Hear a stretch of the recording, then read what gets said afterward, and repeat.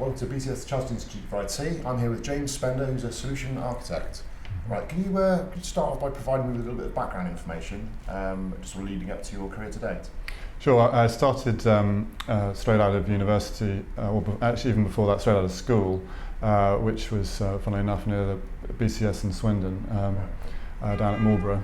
And I got into the Year in Industry scheme, which was being run by the IEE as it was then, now the IET, and that was based at Inmos, which was a play on the name Intel, and had been founded by collaboration with Oxford University around some of the work they did in what then became called transputers, which was parallel processing. And I did a placement for a year at the Year in Industry in Bristol, up near Rolls-Royce and up in Aztec West Industrial Estate there. And that put me straight on the fast track to an engineering degree, and I came to Imperial College here in London and studied information systems engineering, which was accredited by the IEE then, but it was also taught jointly by the computing department and as well as the electronic engineering department. So we had a good cross-section of modules from both of the courses and both faculties. So even then I was targeting a role in effectively electronic engineering and digital design around network systems that companies like IBM and Anderson Consulting, where I eventually ended up, offered a faster track into management and a broader horizons, I think, in terms of the number of consulting opportunities and industries that you could then work in. And your current work is to develop finance systems. Yeah. What was I guess when you first started coming into this, what was the sort of the general business requirement? What sort of problem were you trying to solve in the work that you do? Absolutely. So my first project with Anderson Consulting was at a very large investment bank that prefers not to be named. So, but that's how I got into finance systems. And the business problem when I first started was very much how do we enable trading electronically on different exchanges. My first project was actually to connect to the Sofex in Switzerland for options and futures exchange.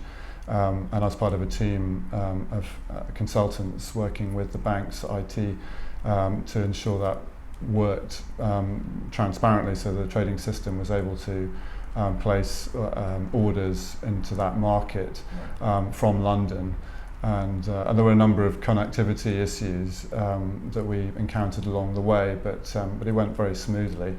And that gave me the taste for working in finance. And since then, the industry as a whole has moved, particularly since the credit crunch in 2007, 2008,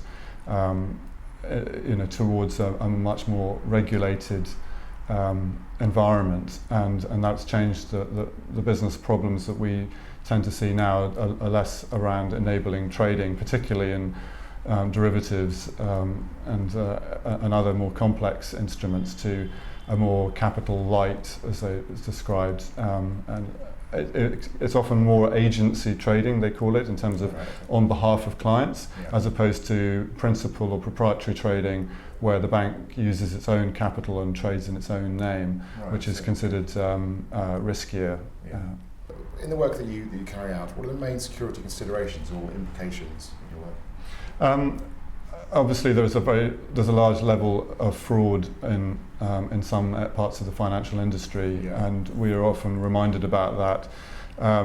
The banks themselves operate pretty large, what we call retail banking risk systems, but anti-fraud, and essentially from a computing standpoint, we are running all the transactions through systems that identify anomalies, and other systems which do perform a a kind of link analysis, Right. and the regulations are also there to prevent, for instance, sanctioned countries being traded with or transacted with. Yeah. And there have been some very large fines recently, some of them unfortunately on British banks. Right. And some of the teams that I've worked with and a lot of my colleagues are working on clearing up and ensuring that there are systems in place, both IT as well as the, I suppose, the regulatory view of the system. It includes the human element as well, ensuring that, that those sorts of transactions are prevented or minimised as far as possible. So, I mean, sanctioned regimes, such as Iran or Iraq or Syria or others like that, North Korea, for instance, Cuba. And obviously the sanctions change over time. That's one area. There are others like politically exposed people that need to be checked on. So, for instance, if you're a politician in any country that is involved in the Ministry of Finance or even and certainly a prime minister or cabinet ministers, then they would tend to be identified as politically exposed, and that also would be here. So, for instance, a Tony Blair, for instance, would definitely be considered a politically exposed person, and therefore there are again special checks and balances around the transactions. Exactly. Depending on who either countries you're dealing with or the particular people. Exactly. So the link analysis is identifying clusters, as they're often described as, of potentially fraud networks, but especially where through sometimes it can be through social media analysis as well, that there is you're identifying where, for instance, I don't want to pick on Tony Blair, but maybe a John Smith was would potentially be participating. So is it Cherie Blair, and is Cherie Blair's hairdresser somehow involved, or it's just identifying how are these how are these financial transactions connected and linked together by the parties to those transactions, and potentially then unraveling or identifying where a fraud network is there, and then again you can close them down, close the accounts and freeze the assets, and they are reported as suspicious to the regulator. Where do you feel that the finance industry is heading, and where do you feel that it needs to be?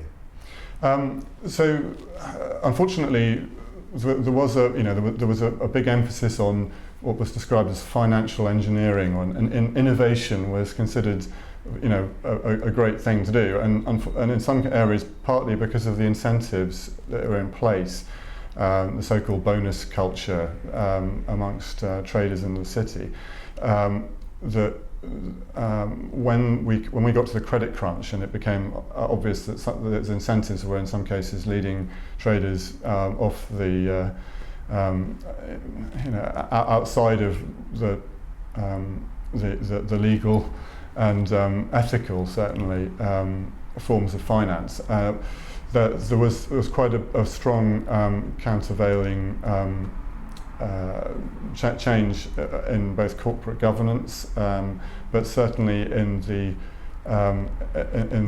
weight and importance attached to the regulatory environment. And so for the last few years there's been a shift towards the IT spending, the budgets of the large banks being focused on regulation and compliance with those new regulations. That's quite likely to continue for some years yet, because of the time it takes for the regulations to be adopted and the time it takes to change the systems in order to across, most banks will have hundreds, but typically thousands of different applications running on hundreds and thousands of potentially servers and different types of technology, that many of which date back many years. And as we've seen with some of the in the headlines where occasionally banks have lost, their websites have gone down, or worse, their ATM or their payment systems have been affected, then there's been a shift towards reducing the speed with which innovations in some cases are adopted, and a large investment in trying to improve what's described sometimes as the technical debt of the banks. In other words, the accumulated, unmaintained set of legacy systems. So it may well be mainframe mortgage processing systems, for instance, that have been have been invested in over decades, and by this point there are very few people who fully understand how they work and are qualified to maintain them. Fortunately, many of the larger banks still maintain an innovation budget, if you like, within their IT departments, and certainly some of that is invested into, say, compliance and anti-fraud systems, but much of it is also invested in accessibility and the digital channels, and new payment systems. So we see some banks coming out with effectively mobile payment wallets and trying to get there before the Googles and Apples and the technology companies who are often more agile, more nimble, getting to market, and before they effectively disintermediate, to use the consulting term, the banks from the payment process. But often the payments process, and we're all familiar with how you can be using say a travel website and you're trying to book tickets, and suddenly you hit the payment stage and it's a bit of a out of channel experience, because you're suddenly moved into a different, effectively a bank's website, or at least that point where the transaction has to interface with the bank to authenticate you. Exactly, and it is. And there's quite a lot of investment in trying to improve that process, just for usability purposes, and to enable micro payments and those sorts of things. So there's definitely innovation taking place.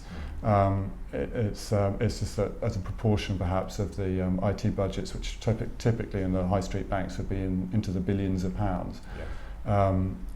Large proportions of that will be maybe sort of 50 or 60% could well be invested in the digital channel, but when you look under the surface, you'd see that equally 20 or 30% of that is being invested in compliance and regulatory work, which are mandatory to the bank. What predictions do you have for IT in general in the future? Have you got any sort of personal predictions on where we might be heading or what might be developed next? Either related to finance or otherwise. Certainly. I mean, if you read books like The Second Machine Age, and similar, there's definitely a view that those without the skills will potentially become excluded from the more digital forms of the economy, and certainly within that holds true in IT. So there is there continues to be an emphasis on continuous professional development through professional institutions, and a continual renewal of the skills that you have. Fortunately, I don't think that while the rate of change is obviously rapid, you can still see the roots. If you go back 20-25 years to when I started out, and the university course at Imperial College that I studied, you will see the fundamentals of operating systems, databases, programming languages, both functional and procedural and so on, as well as the digital electronics and the device physics and so on the engineering side, will have remained the same fundamentally, but certainly the sort of third year, fourth year courses, the modules will have built way beyond where we were at that stage. So while we were just starting with Java, say, at the time, Java version 0.99 or something like that, and certainly Linux was at that sort of level of development. nowadays, Java has been almost supplanted by things like Scala and other languages, and certainly the use of the networking systems that we were working on then. I mentioned sort of cell relay and ATM building on token ring and Ethernet, and now we are way beyond that in terms of fiber and network topologies, and certainly the parallel processing that we were doing then was almost entirely restricted to high performance computing. So transputers, for instance, and similar types of chips that were enabling a fabric. That fabric, communications fabric amongst massively parallel systems would really be only used in scientific and academic circles, and was very rare to see that in commercial use. But nowadays the banks are using grid technologies, distributed computing in a big way, and it's the only way to run some of the large market risk and particularly credit risk calculations required for the more complex financial derivatives, running those calculations often overnight and distributing them across, in some cases, graphical processing units as well, and as well as or customized logic. So some of the technologies that were in the lab, that were research projects, 10, 20 years ago, are now mainstream. Is there anything sort of in an ideal world, I guess, just following on from the same question, that perhaps is nowhere near being invented yet, but would just make your job a lot easier if a certain thing existed? Is there anything you can see? Well, I suppose, yes, to go back to the silver bullets of Fred Brooks and the fifth generation programming languages, which always seem to be another 10 to 20 years away. Yeah, there's always something slightly like that, slightly out of reach, isn't there? It's on the horizon, but not. And I suppose exactly genetic algorithms and neural networks and things, which were, they were a big research interest, 20 years ago, and they still are being invested in. They are bearing some fruit, but I suppose, and to a certain extent, the artificial intelligence is being built into some of that, say, anti-fraud analysis, and to a certain extent into the big data, the data mining, the data science, so built on statistics and probability, and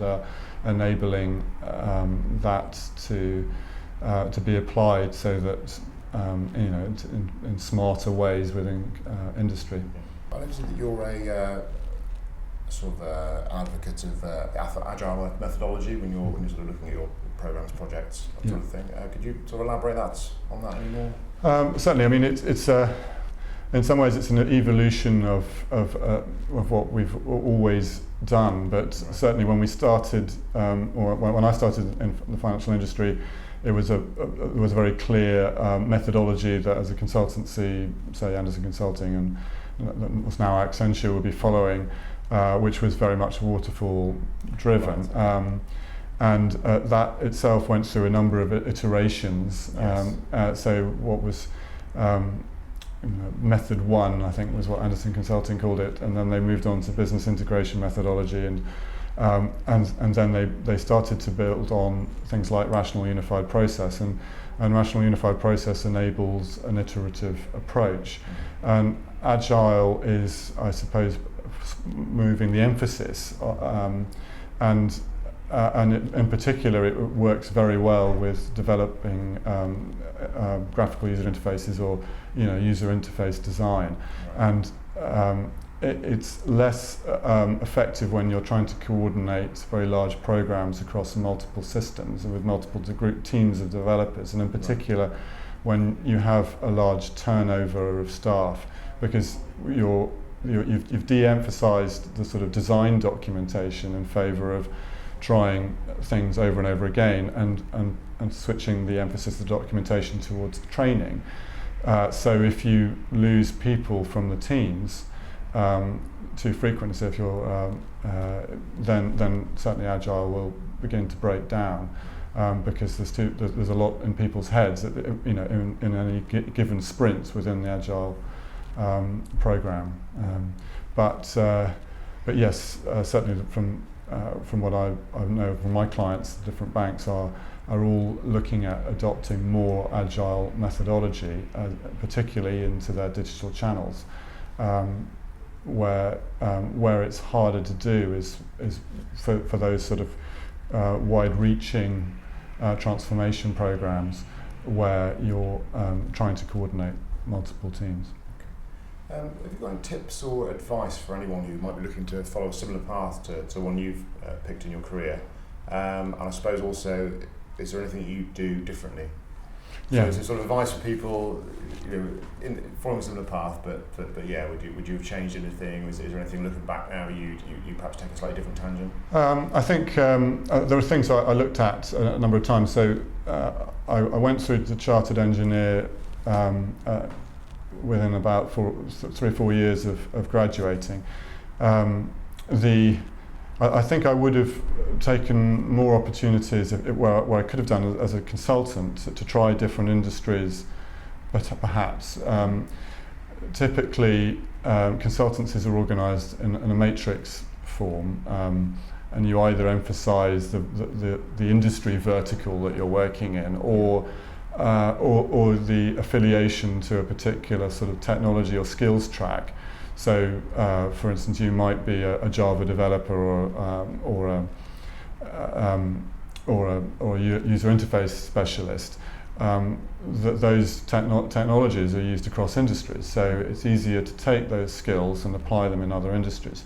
Yeah. If you specialise in the industry vertical, so algorithmic trading, risk systems, particularly in the regulation, the legal frameworks, the products that banks trade, then clearly that those skills are going to be less portable.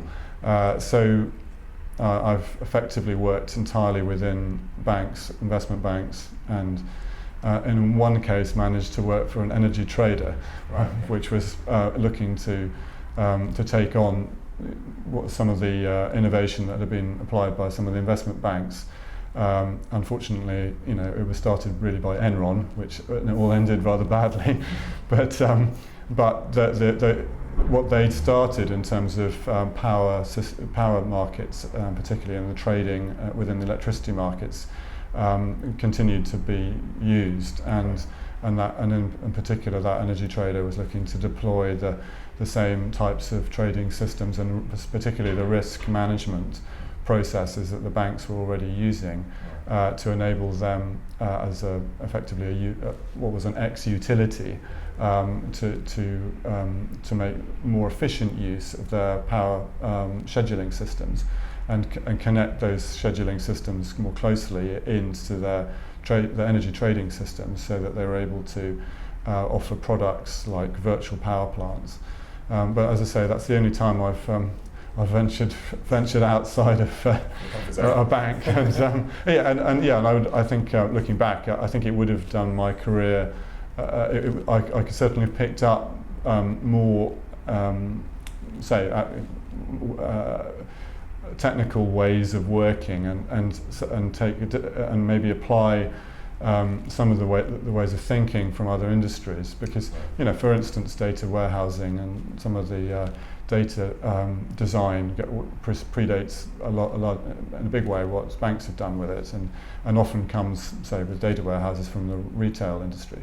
Right. So now we're using, or have been using, data warehouses in banks for some time, but as I say, the cutting edge is outside of the finance industry. Yeah. So dipping into the industries a little bit and taking that knowledge with you, I guess, could have helped. Perhaps, and certainly in consulting, there's some recommendations that or people will say that it's you're only as good as your last project, right. and your CV is very important, but picking and choosing therefore which projects you work on is key to the career. So you're constantly trying to advance your career through picking projects which stretch you and continuously develop your skills. So once you've, for instance, delivered a project in an agile way, or you've worked as a solution architect, then you're looking to work on a project where a bigger project where you work in that way, or you move on to an enterprise architecture. And at the same time, that you can look across sort of people, process, and technology, and try and stretch your skills in each of those areas. Certainly, and I think it's probably common to a large number of people that work in IT, that we often pigeonholed as being less effective at working in terms of soft skills and interacting and particularly working with, say, the creatives on the digital design side. Yes. There's often seen as very much two different schools of thought that never meet, and so some of the soft skills are often and the management skills, which I potentially didn't value so highly as the harder technical skills when I was going through university in the early years of my career. But certainly working in consulting helped me develop those. Oh, that's all we've got today. So sure. Thank you very much for your time. Thank you. Cheers. Thank you.